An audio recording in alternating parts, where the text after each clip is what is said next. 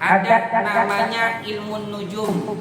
Ilmu nujum itu ilmu falak, ilmu yang mempelajari orbit perbintangan. Kalau di kitab ini mengkaji ilmu nujum itu hukumnya haram. Bimanzilatil marad, seperti menduduki orang sakit atau hal-hal yang tidak manfaat dan tidak ada faedah.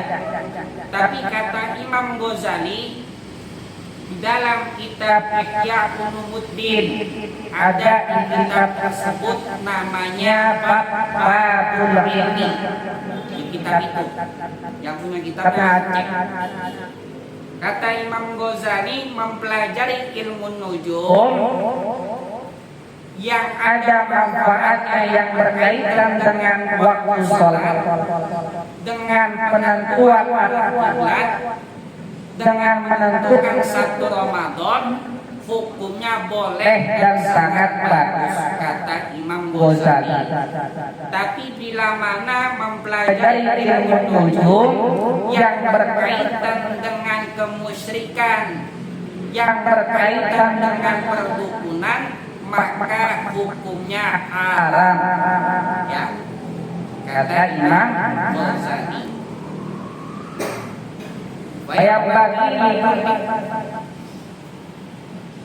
Bayang bagi likulli muslimin ayashtagila fi jami'i awqati. Maka sebagusnya bagi setiap seorang muslim ayashtagila, menyibukkan, fi jami'i awqati, di dalam setiap waktu, bizikrillah ta'ala, mengingat Allah Zat yang Maha Luhur, di dalam setiap waktu. Maka sibukkan diri kalian.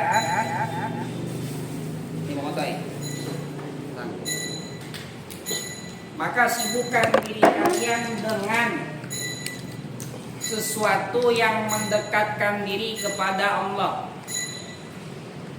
Bisa lagi nge-grab, bawa penumpang, pikirannya ke stang mobil, ke stang motor, tapi kolbunya zikir.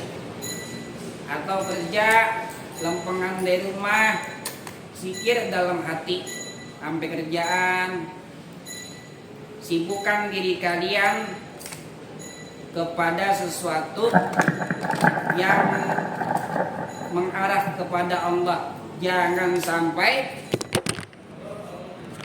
sibukkan diri kalian terhadap sesuatu yang mendekatkan diri kepada Allah. Jangan sampai ada kekosongan.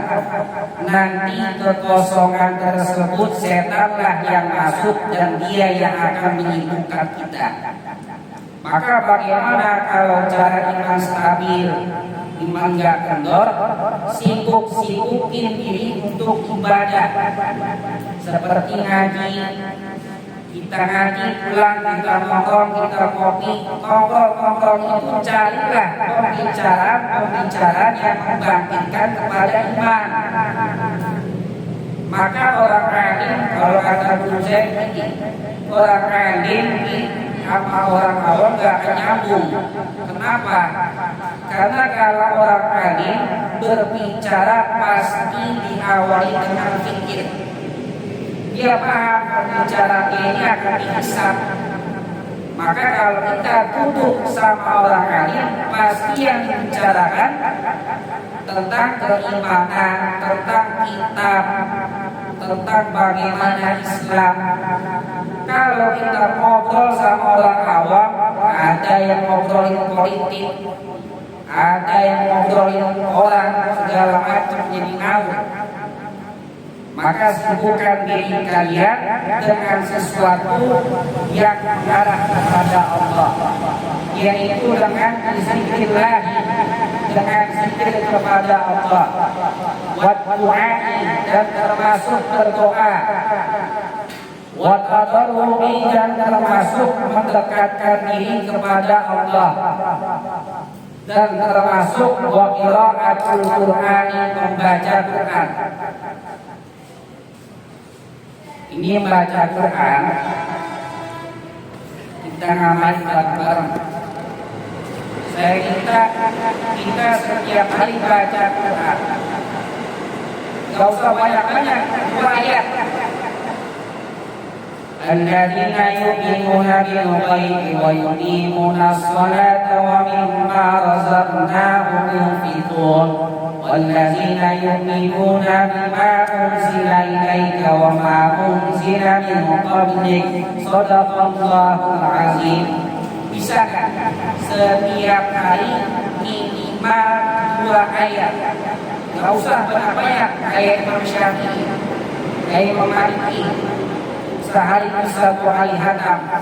Maksud saya begini, kita membiasakan diri dengan Quran walaupun gak banyak. Yang Allah lihat itu bukan kebanyakan bacanya, tapi keseriusan kita kepada Dia. Maka ada mindset Usbahawi, orang yang beramal 100.000 orang susah lebih besar pahalanya ketimbang orang kaya yang beramal 100 juta. Betul nggak? Pahalanya besar mana? Besar orang susah yang mengamalkan 100.000. Berarti apa? Allah tidak melihat nominal, yang Allah lihat keseriusan kita kepada Dia. Jadi kita bareng-bareng di sini. Mulai besok membiasakan diri setiap hari baca Quran. 2 ayat, tidak usah banyak.